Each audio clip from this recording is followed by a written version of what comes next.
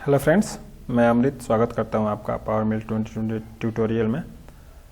तो आज हम बेसिकली सीखेंगे टूल, क्या क्या टूल्स होते हैं, टूल डेटाबेस कैसे बनाते हैं, ठीक है, और टूल डेटाबेस का यूज़ कैसे करते हैं, ये सब हम सीखेंगे आज। ओके, तो आई होप आप लोग प्रैक्टिस कर रहे होंगे जितना भी मैंने बताया है।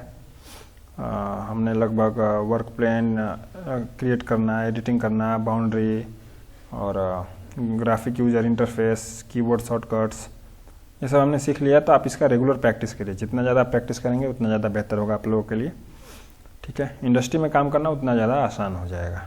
ओके, तो आज हम लोग स्टार्ट करते हैं टूल डेटाबेस क्रिएट करना, टूल्स के बारे में जानना, ठीक है। तो टूल डेटाबेस क्या होता है और टूल क्या होता है मैं धीरे धीरे बताता हूँ।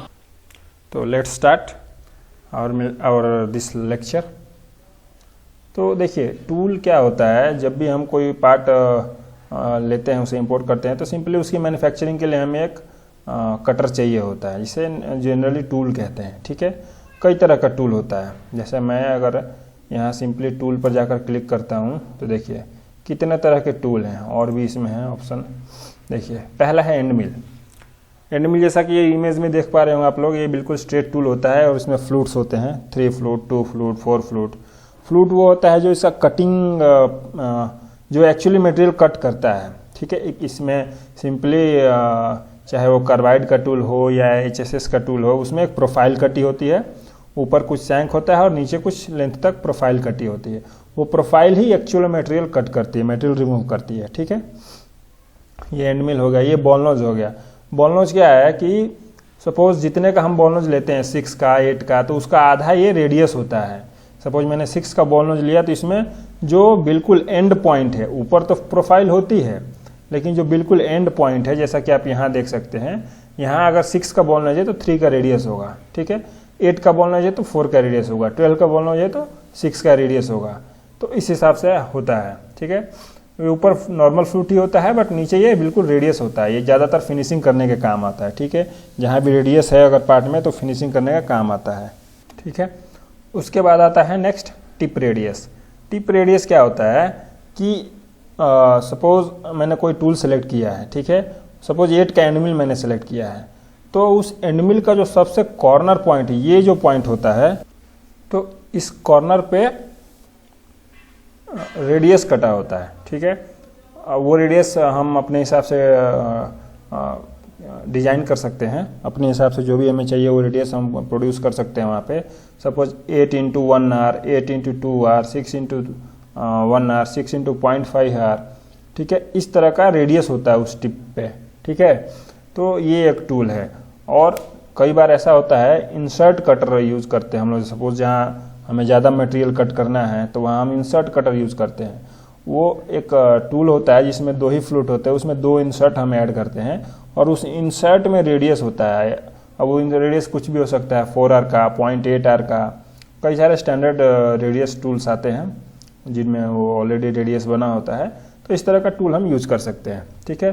नेक्स्ट है ड्रिल। ड्रिल तो आप लोग सिंपली जानते होंगे, ड्रिलिंग टूल होता है, ठीक है। इसमें कुछ ज़्यादा हमें समझने की वो नहीं है, नॉर्मली टूल आप लोगों ने देखा भी होगा। नेक्स्ट आता है टैपिंग।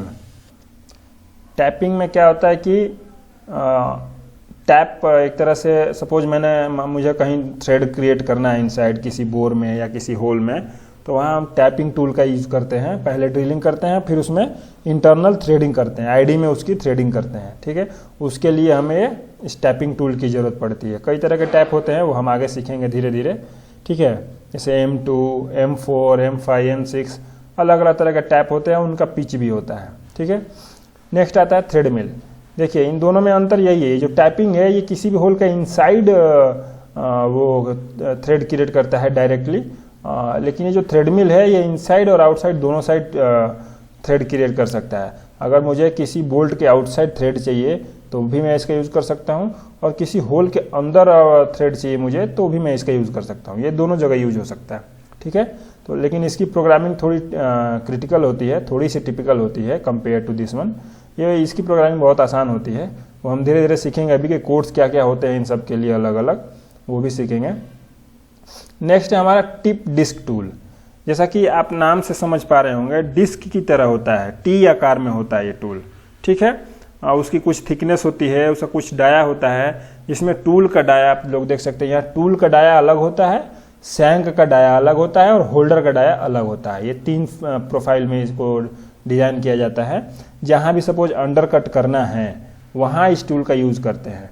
जहाँ भी कहीं अंडर कट में स्लॉट कटिंग करनी है तो इस टूल का यूज़ कर सकते हैं हम लोग, ठीक है। इसका भी हम मशीनिंग देखेंगे कहाँ कहाँ हम टूल पाथ में इसका यूज़ कर सकते हैं, ठीक है।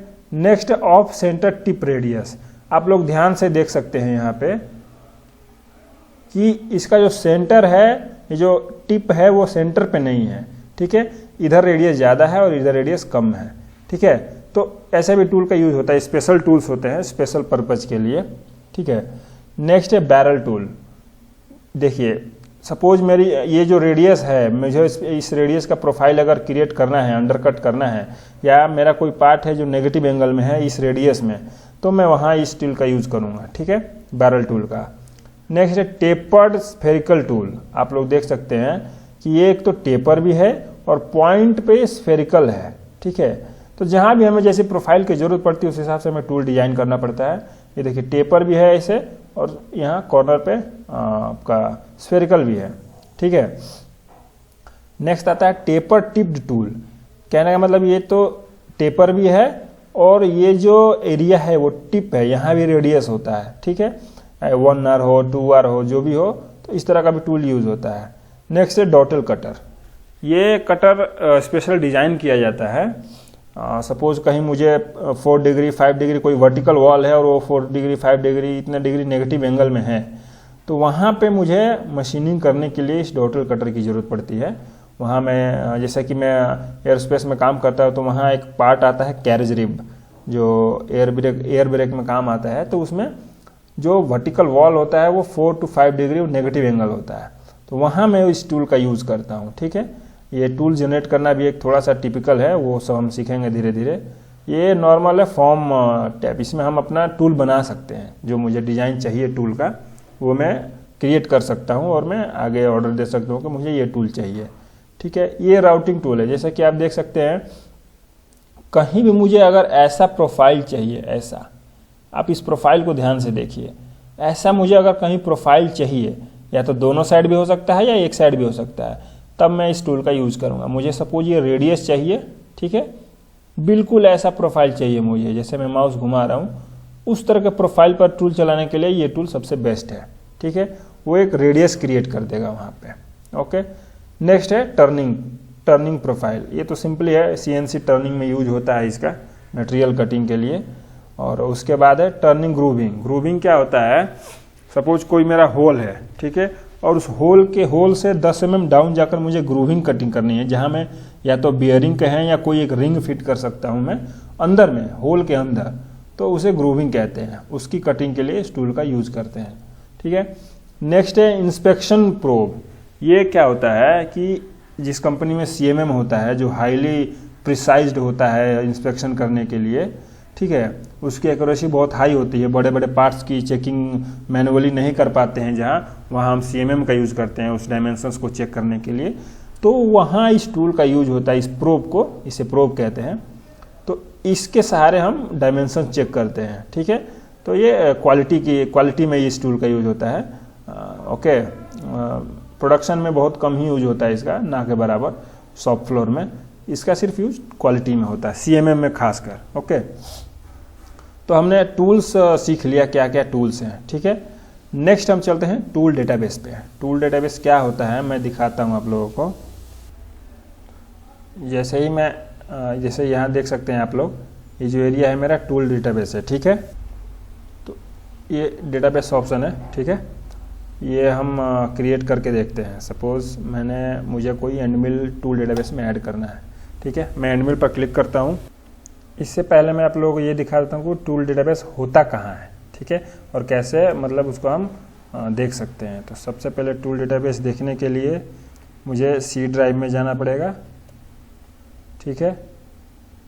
C ड्राइव में क्लिक किया मैंने। उसके बाद प्रोग्राम फाइल्स में जाने के बाद ऑटोडेस्क में जाने के बाद पावर मिल, और पावर मिल में जाने के बाद फाइल में जो सबसे सेकंड लास्ट है टूल DB यानी टूल डेटाबेस, इस पर क्लिक करते हैं, यही मेरा डेटाबेस है। ठीक है, इसे आप लोग एक काम करिएगा, कॉपी करके किसी दूसरे ड्राइव में रख लीजिएगा, क्योंकि कई बार क्या होता है कि कोई विंडो में प्रॉब्लम हो गई या मेरा क्रैश कर गया विंडो, मुझे नई विंडो डालनी पड़ी, तो मेरा सी ड्राइव बिल्कुल ख़त्म हो जाता है। ठीक है, तो यहाँ से आप ट्रैक कर सकते हैं। जैसे कंप्यूटर में गए लोकल सी डिस्क सी में, वहाँ से प्रोग्राम फाइल, वहाँ से Autodesk, power mill, then file, then tool DB, यहाँ आपका टूल बेस क्रिएट होता है। आप इसे कॉपी करके दूसरे ड्राइव में रख लें। ठीक है, ताकि सी कभी फॉर्मेट भी हो जाए तो कोई दिक्कत ना हो। तो चलते हैं हम लोग इसमें क्रिएट करते हैं एक टूल। सपोज मैं डाया डालता हूँ 10 और मैं डालता हूँ टूल नंबर 1 फ्लूट फ्लूट जो है हमारा 4 फ्लूट का टूल है। ठीक है, 50 mm का मेरा फ्लूट लेंथ है। ये यहाँ जो भी दिखता है ये सिर्फ फ्लूट लेंथ होता है। ठीक है, अब इस पर हम सैंक भी डाल सकते हैं। सैंक ऐड करने के लिए यहाँ प्लस साइन पर क्लिक करना पड़ेगा। तो यहाँ क्लिक करने के बाद देखिए आ गया, 2-3 ऑप्शन खुल गए हमारे सामने। अपर डाया सपोज मैं डालता हूँ, मेरा सैंक भी सेम लेंथ का ही है। ठीक है, अगर 10 का, 8 का, 6 का, ये सब जो होता है स्टैंडर्ड जो टूल्स होते हैं, इनका सैंक डाया भी सेम होता है। मैं सैंक थोड़ा सा छोटा कर देता हूँ। ठीक है, लेंथ इसका, बाकी कटिंग लेंथ हमारा 50 है, जो फ्लूट लेंथ हमने दिया इसको भी मैं थोड़ा सा छोटा कर देता हूँ। यहाँ से चेंज नहीं हो रहा है, यहाँ से मैं चेंज कर देता हूँ 40। ठीक है, ये जो कटिंग लेंथ है ये भी मेरा 40 है। ओके, यहाँ से मेरा सैंक हो गया। नेक्स्ट मैं होल्डर क्रिएट कर सकता हूँ। होल्डर यानी जिसमें टूल मेरा होल्ड होता है, जिसे एडाप्टर भी कहते हैं एक्चुअल लैंग्वेज में। ठीक है, तो मैं होल्डर डालना चाहता हूँ इसमें। जो मेरा लेंथ है ओवरहैंग में 50 mm करता हूँ। ठीक है, और जो मेरा अपर डाया है वो 60 mm है, ये लोअर डाया भी 60 mm है। ये देखिए ये हमारा टूल होगा, थोड़ा सा ज़्यादा हो गया, इसे मैं 40 mm कर दूँ। लोअर डाया भी 40 mm हो गया। ये हमारा होल्डर हो गया, इसके अंदर हमारा टूल है। ठीक है, तो सैंक क्रिएट हो गया, सॉरी होल्डर क्रिएट हो गया। अब आप क्या कर सकते हैं, जो हमारा टूल है डिस्क्रिप्शन में जाकर, यहाँ तो कुछ है नहीं ऑप्शन वैसा, कटिंग डेटा में, हाँ कटिंग डेटा में आना पड़ेगा हमें। तो सबसे पहले हमें टूल फैमिली डिसाइड करनी पड़ेगी। टूल फैमिली यानी कि ये सपोज मेरा एंड मिल की फैमिली है, मेरे बुल नोज की फैमिली है, बॉल नोज की फैमिली है, फेस कटर की फैमिली है, कैसी फैमिली है। तो मैं जानता हूँ ये एंड मिल की फैमिली है। ठीक है, इससे थोड़ा सा बड़ा लिख देते हैं, ENDMILL। ये मेरी एंड मिल की फैमिली है। नहीं, स्पेस नहीं दे सकते हम इसमें, यही एक दिक्कत है, इसमें स्पेस नहीं देना है। ओके कर दें। उसके बाद हमें ये भी डिफाइन करना पड़ेगा कि मेरा ऑपरेशन किस तरह का है, फिनिशिंग है, सेमी फिनिशिंग है, जनरल रफिंग है। तो ये कैसा ऑपरेशन है, इसे हमें डिफाइन करना पड़ेगा। ठीक है, तो इस पर डबल क्लिक करते ही एक और छोटा सा चार्ट खुल जाता है। अब इसमें हमें सब कुछ वैल्यू एंटर करना पड़ेगा। देखिए सबसे पहले डिस्प्ले फीड पर tooth and depth of cut in TDU। अगर इसे आप वैल्यू, इसे इसका मतलब TDU का मतलब होता है कि फीड पर टूथ, ये वैल्यू होती है। तो इसे हम ऑन नहीं करेंगे, क्योंकि अगर सपोज मैं यहाँ डेप्थ ऑफ कट डालता हूँ 0.5, ओके, और यहाँ डालता हूँ रेडियल डेप्थ ऑफ कट। ठीक है, जो कि होता है टूल ऑफसेट कहते हैं इसे। टूल ऑफसेट का मतलब क्या होता है कि सपोज इस पॉइंट पे मेरा टूल कट कर रहा है 10 mm का,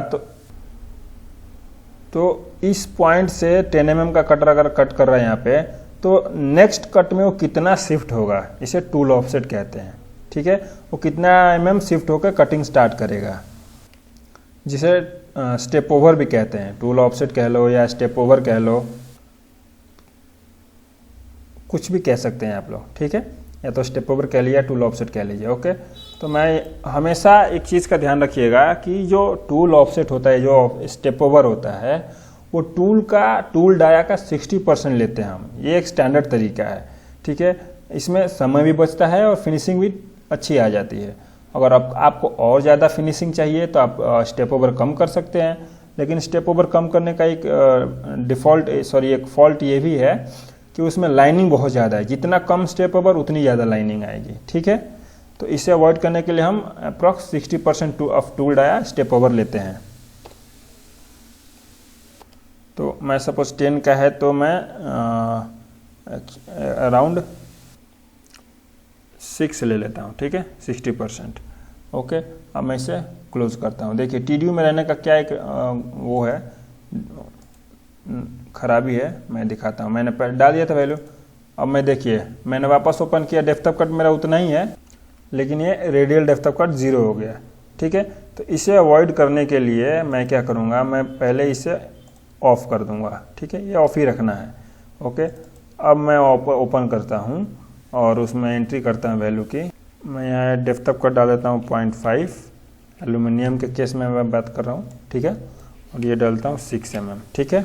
अब मैं इसे क्लोज करता हूँ। आप चाहें तो ये सब वैल्यू भी डाल सकते हैं। स्पिंडल स्पीड सपोज 10 Nm है तो मैं 2500 स्पिंडल स्पीड रखता हूँ, ठीक है।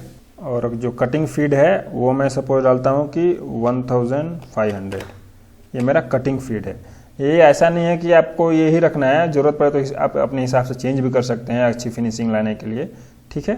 तो देख सकते हैं मेरा सरफेस फीड इतना निकल कर आ गया, फीड पर टूथ इतना निकल कर आ गया, ठीक है। ये ऑटोमेटिक कैलकुलेट हो गया। तो आप इसे चेंज भी कर सकते हैं, ये कोई ज़रूरी नहीं है। मैं इसे क्लोज कर देता हूँ, ठीक है। आप यहीं से आप डायरेक्ट इसे टूल डेटाबेस में यूज़ कर सकते हैं। सपोज इसको सेलेक्ट करके आप लास्ट में ऑप्शन आकर देख सकते हैं add this tool to tool database, ठीक है। या फिर आप इसे क्लोज कर दें, और क्लोज करने के बाद आप यहाँ से भी टूल में जाकर इस पर राइट क्लिक और ऐड टूल टू डेटाबेस। तो देखिए यहाँ एक एरर शो कर रहा है, ठीक है। तो ये एरर इसलिए शो कर रहा है कि ये मेरा जो पावर मिल है वो एक्चुअली क्रैक वर्जन है, ये लाइसेंस तो है नहीं, इसलिए मेरा जो टूल डेटाबेस सर्वर है वो करेक्टली रजिस्टर्ड नहीं है। लेकिन आप लोग जिस इंडस्ट्री में जाएंगे वहाँ आपको लाइसेंस वर्जन मिलेगा, वहाँ आप लोग डायरेक्टली टूल डेटाबेस में टूल ऐड कर सकते हैं, ठीक है। मैं थोड़ा सा माफ़ी चाहूँगा क्योंकि ये क्रैक वर्जन है तो यहाँ थोड़ी सी दिक्कत होती है, ठीक है। तो लेकिन आप लोग जो कंपनी में काम करने जाएंगे वहाँ आप लोग रजिस्टर कर सकते हैं, और ऑलरेडी रजिस्टर्ड होता है, आप लोग टूल डेटाबेस में टूल ऐड कर सकते हैं। बस आपको ये प्रोसेस मालूम होना चाहिए, ठीक है। और जैसे ही टूल आप लोग डेटाबेस में यूज करेंगे वापस वो डेटाबेस में चला जाएगा, ठीक है। ये देखिए ये मेरा टूल यहाँ शो कर रहा है। अब मैं दिखाता हूँ कि उस टूल को आप यूज कैसे करना है, ठीक है। मैं छोटा सा एक एग्जांपल देता हूँ। सपोज मुझे फिनिशिंग करनी है, ठीक है, छोटा सा एक एग्जांपल देता हूँ, ठीक है। यहाँ टूल में यहाँ देखिए ऑप्शन है search for tool in the database. अब जैसे ही यहाँ क्लिक करेंगे, एक्चुअली मेरा रजिस्टर नहीं है इसलिए एरर दिखा रहा है। जैसे ही आप क्लिक करेंगे तो जहाँ भी आपका टूल डेटाबेस होगा वहाँ चला जाएगा ये, और वहाँ से जो भी आप टूल सेलेक्ट करेंगे वो टूल डायरेक्टली यहाँ ऑलरेडी सेलेक्ट हो जाएगा, और इस टूल पाथ के लिए वो टूल कैलकुलेट हो जाएगा, ठीक है। आप चाहें तो नंबर ऑफ़ टूल्स वहाँ ऐड कर सकते हैं, जितने भी टूल्स आपको ज़रूरत पड़ती है वो सारे टूल्स आप ऐड कर सकते हैं। सबका स्टैंडर्ड जो कटिंग वैल्यू है वो सब ऐड कर सकते हैं, स्पेसिफिकेशंस ऐड कर सकते हैं, और बार बार आपको टूल बनाना नहीं पड़ेगा, वो ऑटोमेटिकली जनरेट हो जाएगा। जैसे आप डेटाबेस से सेलेक्ट करेंगे वो ऑटोमेटिकली आ जाएगा, ठीक है।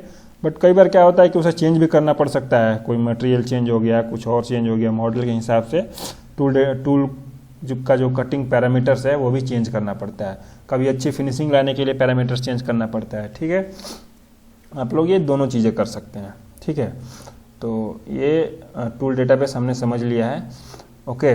अब नेक्स्ट हम क्या करेंगे कि धीरे धीरे अब और तो आई थिंक कोई बेसिक चीज़ बची नहीं है। अब धीरे धीरे हमें टूल पाथ की तरफ मूव करना चाहिए, ठीक है। मैं आप लोगों को कुछ और थोड़ा सा और डिटेल्स दिखा देता हूँ। सपोज ये बॉल नॉच देखिए, बॉल नॉच ऐसा होता है, आप लोग देख लीजिए। ये एक्चुअली जो भी येलो में शो कर रहा है वो कटिंग फ्लूट है हमारा, जो प्रोफाइल कटा होता है ना उस पर जो एक्चुअल मटेरियल रिमूव करता है वो है ये येलो में। तो बॉल नॉच ऐसा होता है, आप थोड़ा सा बिगर इमेज में देख सकते हैं, फुल्ली रेडियस होता है, इसमें फिनिशिंग के लिए इसे यूज़ करते हैं। टिप रेडियस टूल देख लीजिए कैसा होता है। इसका जो ये कॉर्नर है, ये दोनों कॉर्नर रेडियस होता है, बाकी ये जो बीच का सेंटर का पोर्शन है वो फ्लैट होता है, ठीक है। नाम ही है इसका टिप रेडियस। ये जो कॉर्नर का टिप है वो सिर्फ रेडियस होता है वहाँ पे, चाहे 1R हो, 2R हो, 3R हो, ठीक है। इंसर्ट कट रहे तो 0.8R से लेकर 6R भी टूल्स होते हैं, ठीक है। ये रेडियस होता है।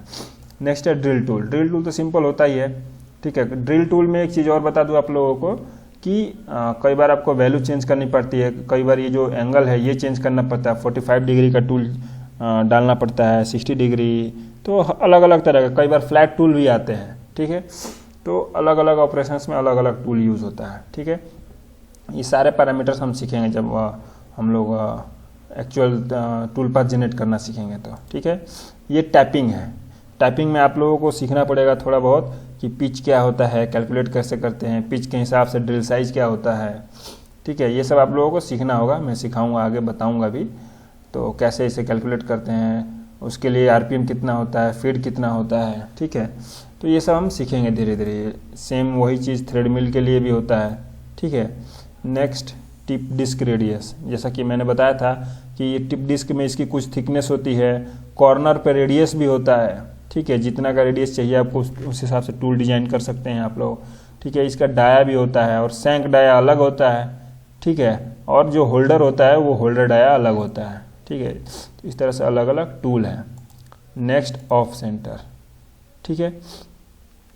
ऑफ सेंटर में देखिए बहुत सारे पैरामीटर्स हैं, ठीक है। जो एक्स का रेडियस अलग डालना है, वाई का रेडियस अलग डालना है, इसका जो सेंटर होता है टिप रेडियस अलग होता है। सेंटर से थोड़ा सा वो शिफ्टेड होता है, एग्जैक्ट सेंटर पे नहीं होता है, नाम ही है इसका ऑफ सेंटर, ठीक है। तो इस हिसाब से अलग अलग टूल आप डिजाइन कर सकते हैं। नेक्स्ट है बैरल टूल। देख सकते हैं ये बैरल की तरह है, ठीक है। तो जहाँ भी आपको सपोज ऐसा प्रोफाइल बनाना है तो ऐसे टूल की ज़रूरत पड़ सकती है, ठीक है। नेगेटिव एंगल में इस टूल की ज़रूरत पड़ सकती है। उसके बाद है टेपर्ड स्फेरिकल टूल। देखिए ये टेपर भी है और यहाँ एंड पॉइंट पे स्फेरिकल भी है, ठीक है, इस तरह से, इसीलिए इसका नाम है टेपर्ड स्फेरिकल टूल। ये सब देख सकते हैं आप लोग। राउटिंग टूल, ये हमें टूल डिफाइन करना पड़ेगा क्योंकि ये देखिए टूल थोड़ा सा अलग पैटर्न का है, ठीक है। तो इसमें अलग कटिंग पैरामीटर्स है, वो भी हम सीखेंगे धीरे धीरे। ये टर्निंग का टूल है, ठीक है। ये इंसर्ट है, ये जो आप येलो कलर में यहाँ देख रहे चाहे यहाँ देख रहे वो इंसर्ट है। इंसर्ट की कटिंग पैरामीटर हमें वैल्यू डालनी पड़ती है, उस हिसाब से हम टूल डिजाइन कर सकते हैं, ठीक है। तो आई होप आप लोगों को समझ में आ रहा होगा। और प्रैक्टिस करने का सबसे बेहतर तरीका है कि आप भी अपने सिस्टम में लैपटॉप में ओपन कर लें, ठीक है, और साथ साथ में प्रैक्टिस करते रहें। ओके, ये देखिए ये हमारा टिप रेडियस है। देखिए मैं थोड़ा सा और अच्छे से बताता हूँ, 1 मिनट। ये टिप रेडियस ये थोड़ा इम्पोर्टेंट टूल है, इसे देख लेते हैं। देखिए ये टिप पे रेडियस है, ठीक है। मैं थोड़ा सा फ्रंट व्यू डालूँ तो अगर देखिए ऐसे तो देखने में बॉल नोज लग रहा है, लेकिन ये बॉल नोज नहीं है। यहाँ का सरफेस थोड़ा सा फ्लैट होता है, ओनली यहीं रेडियस होता है, ठीक है। तो थोड़ा सा देखने में अलग लग रहा है। अभी मैं इसे दिखाता हूँ।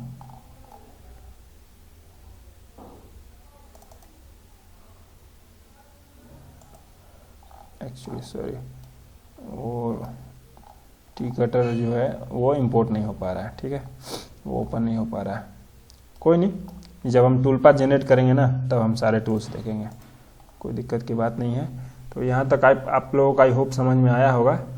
नेक्स्ट हमारा क्या होगा, हमने सेटअप में और कुछ तो है नहीं। यहाँ टूल पाथ एडिटिंग हमें बाद में आएगा। टूल हमने देख लिया, बाउंड्री देख लिया, पैटर्न बचा हुआ है, पैटर्न भी देख लेंगे। पैटर्न बहुत सिंपल सी चीज़ है, कोई बहुत बड़ी चीज़ नहीं है, इसे भी हम देख लेंगे।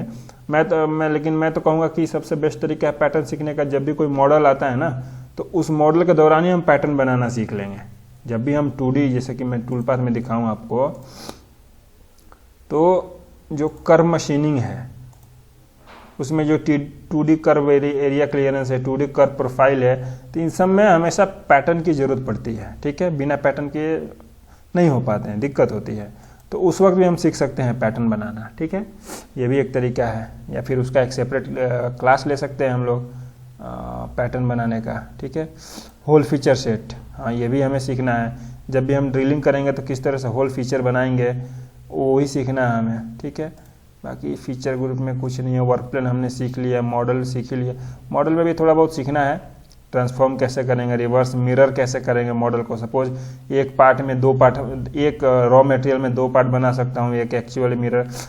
एरोस्पेस इंडस्ट्री में ये हमेशा आपको देखने को मिलेगा कि मैक्सिमम पार्ट जो होते हैं, जैसे कि अगर मैं बात करूँ एयरक्राफ्ट इंजीनियरिंग में जो फाइटर प्लेन्स होते हैं उनमें हमेशा एक एक्चुअल और एक मिरर, ये 2 पार्ट बनते हैं, ठीक है। तो वो आप कैसे कर सकते हैं मॉडल का, ये भी हम देखेंगे। यही मॉडल या तो आप प्रोग्राम में कर सकते हैं या फिर यहाँ मॉडल में भी कर सकते हैं, दोनों ऑप्शन है। ठीक है, स्टॉक मॉडल भी हम देखेंगे। ठीक है, स्टॉक मॉडल का मतलब जैसे कि मेरा मॉडल क्या है, स्टील है, कास्ट आयरन है, एल्यूमिनियम है, इलेक्ट्रोड है, क्या है वो हमें सब डिफाइन करना पड़ेगा। ठीक है, तो हम ये भी सीखेंगे स्टॉक मॉडल ऐड करना। ठीक है, स्टील मॉडल का यहाँ नाम दे सकते, यहाँ स्टॉक मॉडल का नाम दे सकते हैं सपोज एल्यूमिनियम। ठीक है, तो उस तरह से हम सीखेंगे धीरे धीरे। ठीक है, ये हो गया। उसके बाद machine tool. Machine tool actually यहाँ हम इंपोर्ट नहीं कर पाएंगे क्योंकि ये थोड़ा सा क्रैक वर्जन है, इसलिए लाइसेंस वर्जन में वो ऑटोडेस्क वाले प्रोवाइड करते हैं। ठीक है, उसके बाद सिमुलेशन भी देखेंगे हम, एनसी प्रोग्राम भी सीखेंगे हम। ठीक है, एनसी प्रोग्राम क्रिएट करना, उसे एडिट करना, ये सब सीखेंगे धीरे धीरे। ठीक है, व्यू में तो मैंने आपको लगभग बता ही दिया है, उसमें कुछ ज़्यादा है नहीं। तो आई होप आप लोगों को टूल समझ में आया होगा। ठीक है, आप लोग और प्रैक्टिस करिए जो मैंने बताया है।